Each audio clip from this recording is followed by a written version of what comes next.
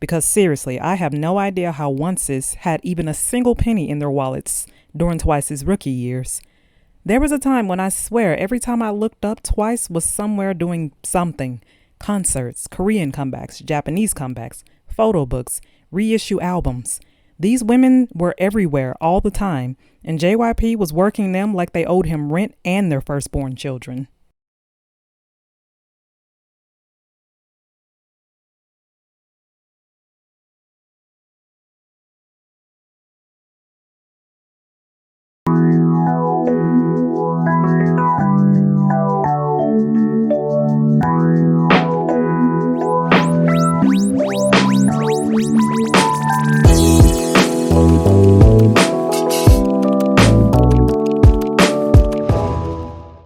After making an impressive splash into the industry with their moderately successful debut Puzzle Moon, Kiwi Pop announced on February 11, 2019, that GWSN would be making their first comeback with a brand new mini-album, later named The Park in the Night Part 2, with the lead single Pinky Star, Run. Following this, we'd get the usual teaser images, which pretty much carried on with the same theme and concept from the first mini.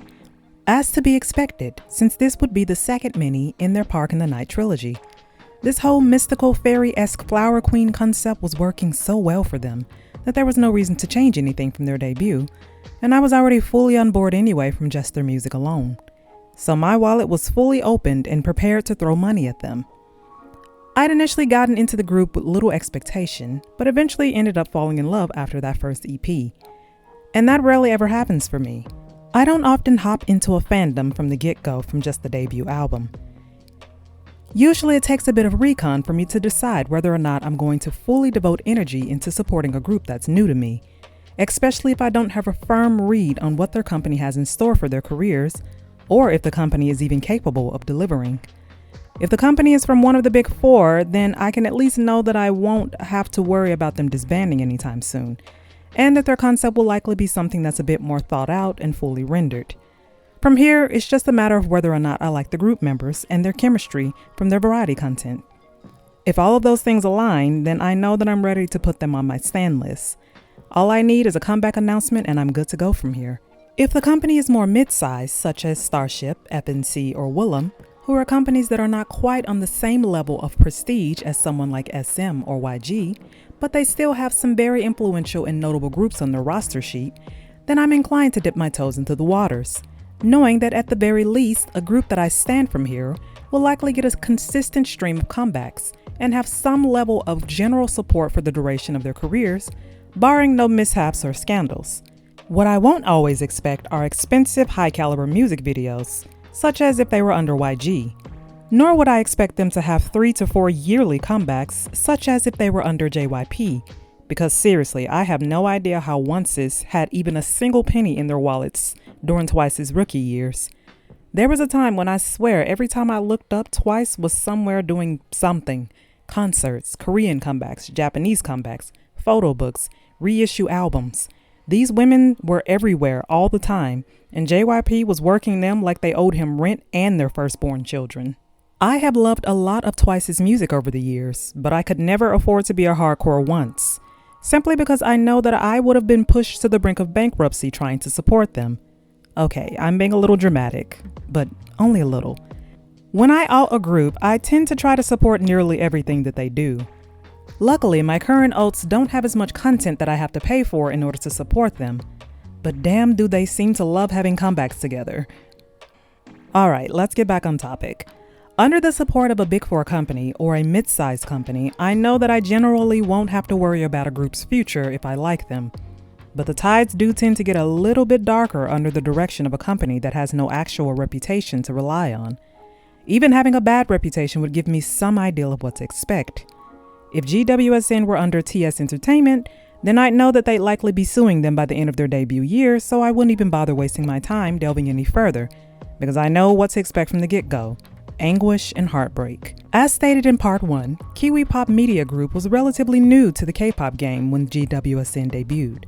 They only had 3 previous acts on their resume, and I could hardly find much information about any of those acts to tell me where they are now or whether or not they thrived under Kiwi Pop's management. Considering how much care and effort went into crafting their debut, I was under the impression that Kiwi Pop was ready to go all in with GWSN. All they had to do was maintain the same level of promotion and interest that they managed to put into their debut, and the girls were sure to soar from here. And between the years of 2018 to 2020, they did almost everything right with GWSN. Despite their obvious limitations, the girls appeared everywhere they could. Interviews, web series, and even magazine shoots. Considering the stigma of being under a smaller company, it definitely was an uphill battle for them. But their fan base was steadily growing little by little, further garnering them more recognition within the K-pop community. With the release of their second EP, The Park in the Night Part 2, Pinky Star Run was another banger of a song. It carried the same energy as Puzzle Moon, being the synthy sister bop that complemented everything that was done so well with their concept thus far. And the B-sides were on the same level of quality as The Park in the Night Part 1, with standout tracks for me being Bloom True Light,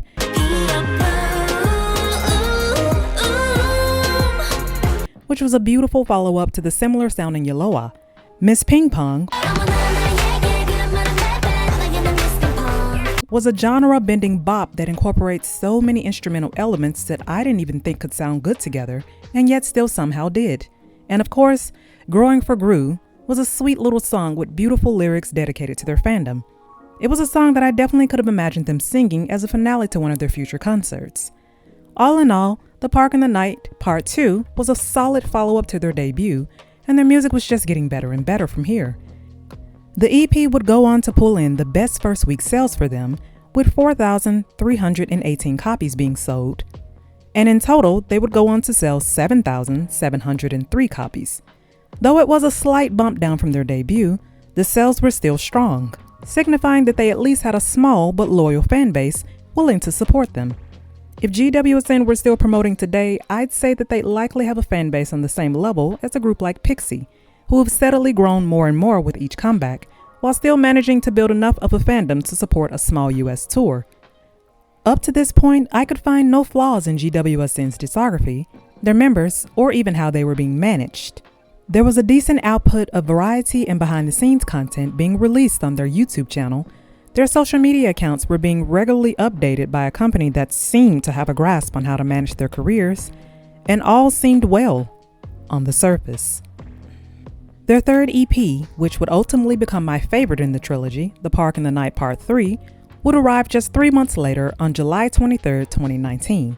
This would be the perfect ending to the Park trilogy, and it would be accompanied by their second comeback, Red Sun, again falling in line with their Cosmic Fairy-esque concept. Once more, the B-sides were standouts, adding to an already eclectic discography with some of the best songs I've ever heard in K-pop to this very day. The summery sounding All Mine,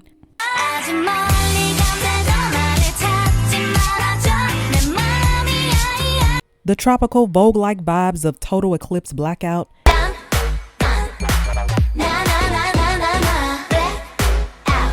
and the poppy bop Kind of Cool have retained their places on my list of all-time favorite songs across all genres that I listen to today. Night Aviation is one of the best produced songs I've personally ever heard. The dreamy R&B-ish vibes bouncing around this song's bass line totally give me strong Billlie vibes, which makes some ounce of sense considering that one of Billie's current producers, Han Jung-soo, may have had a hand in the conception of GWSN's sound and concept. Come to think of it, now that I've recently gotten a slight taste of their suggested discography, I really need to delve a little bit more into Billie's music because clearly I have been neglecting them for far too long. The Park in the Night Part 3 was another great addition to GWSN's roster. It would eventually go on to sell 6,373 copies. Now at this point you might have noticed something. With each album, it seems that GWSN's sales dipped slightly from the previous album. To anyone on the outside looking in, yes, this would definitely be some cause for concern. Usually, with each passing comeback, you as a fan would hope for a group to have a more upward trajectory rather than a downward one, with each album pulling in more fans as time goes on. This is the most desired expectation for any group, especially one under a smaller company such as the one GWSN was under. But sometime after the release of GWSN's third EP, something strange seemed to be brewing behind the scenes. Now, I can't say for sure what may or may not have occurred here, because obviously, I'm not someone who's ever worked at Kiwi Pop, and I'm certainly no investigative journalist. I'm just some random chick on YouTube with a K-pop channel and an opinion that none of you actually have to listen to or take seriously. So this is all just pure speculation here, people. Now, for this, we'll need to go back and talk about their third EP a little bit more, so that we can begin to see where things started to go wrong for these ladies. With the release of a new EP for any group, there are expenses, obviously. Producers, makeup artists, and every other single person on staff needed to fulfill the necessary roles for the fruition of conceiving a polished product need to be paid. What you see in that final MV for any group, whether they hail from a Big Four company or not, is no small feat. That is something that many fans tend to forget whenever they scream from the highest rooftops for their faves to get a comeback. Now, sometimes these complaints are warranted. There are some fandoms who haven't had a comeback from one of their favorite groups in years, and I'm severely empathetic towards those fans. Trust me, I know how it feels. But what we need to remember is that for a group under a company that doesn't have the disposable funds of SM or YG, comebacks are not always guaranteed and sometimes aren't even likely to occur once every blue moon. Knowing what I know about GWSN's circumstances when they were still active, I was genuinely surprised that they were able to have 2 comebacks in 2019, especially considering how high quality those comebacks were. They had a marvelous debut and first comeback with some well-done music videos.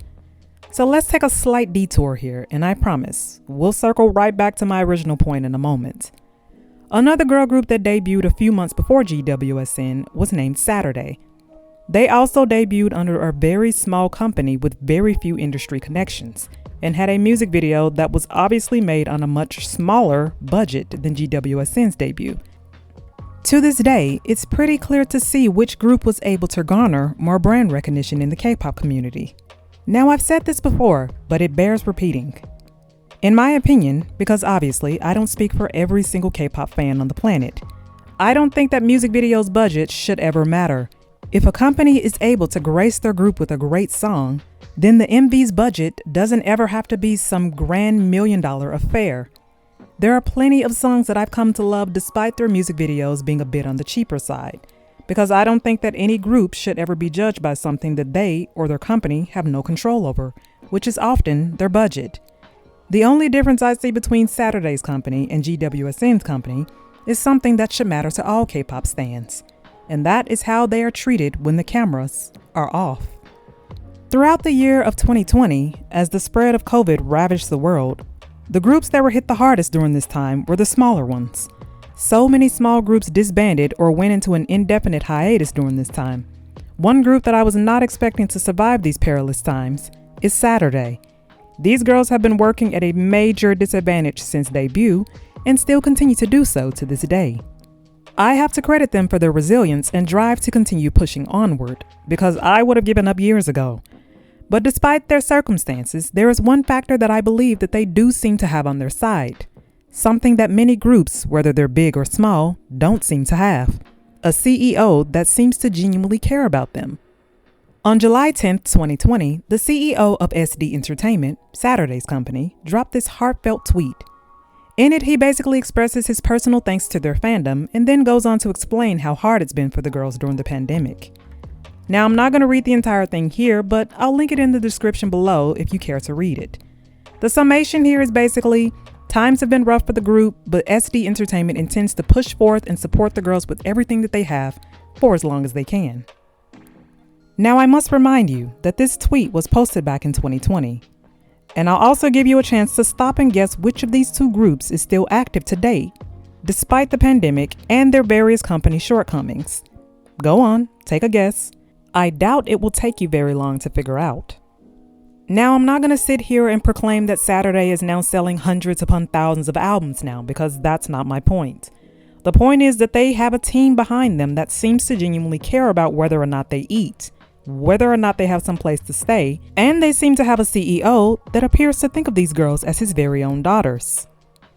GWSN was not afforded the same dignity. Their third EP was fully funded by a Make Star campaign, and no, that's not the issue here. Many smaller groups use this platform to help ease the financial pressures that go into funding the recording of an album. What is the problem is GWSN's treatment following this EP's release. It's some of the most confounding series of events that I've ever seen occur with a K-pop group. They went from being fully supported by a well-funded company with a regular stream of social media and variety content to being passed off and bounced around like a secondhand Christmas sweater before being promptly tossed aside and essentially rendered homeless by their own company, with 2 of their members now possibly having criminal records because of this company in just under 3 years. Following the release of their 3rd EP, the girls were still strong 4th-gen contenders in my opinion. Obviously, they weren't pulling ITZY numbers, but they still had a loyal fan base and could have further fortified that fan base if their company, whatever name they were working under at this point, had just managed to maintain the same level of support that they debuted them with. At the start of 2020, So-So would temporarily step away from the group due to health issues. The rest of the group were promoted 6, then left to languish with fewer comebacks and fewer promotions, before randomly vanishing into a sudden hiatus following the release of their 4th EP, The Keys. What, you may ask, could possibly have halted their momentum at a time when they were just on the onset of their burgeoning careers? Well, I'm afraid that's a question you'll have to ask Miles Entertainment. Who is Miles Entertainment? Well, we'll try to answer that question and many more in the epilogue of this increasingly frustrating video saga.